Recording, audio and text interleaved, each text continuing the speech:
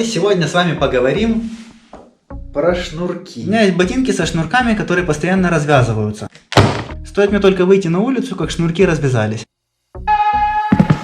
Такая же самая проблема была и у жены с вот этими ботинками.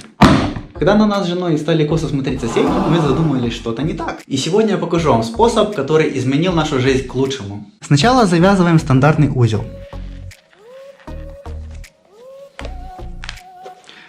Узел можно придерживать пальцем, и в этот момент перекрещиваем шнурки.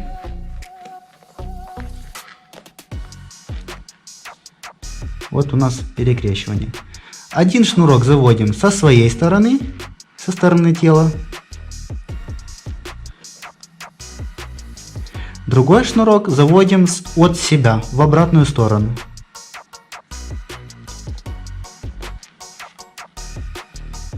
Получается вот так.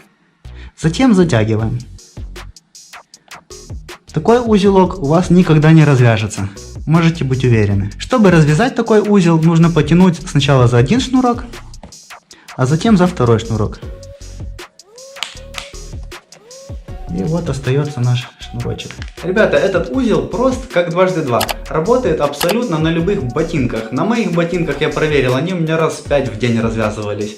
На ботинках жены проверили, у нее вообще каждые полчаса шнурки развязывались. Завязав такой узел, ваши шнурки никогда не развяжутся. Надеюсь, что видео вам полезно, что оно вам помогло. Всем пока и до новых встреч, друзья. Здорово, народ! Сегодня мы с вами поговорим... Мимо!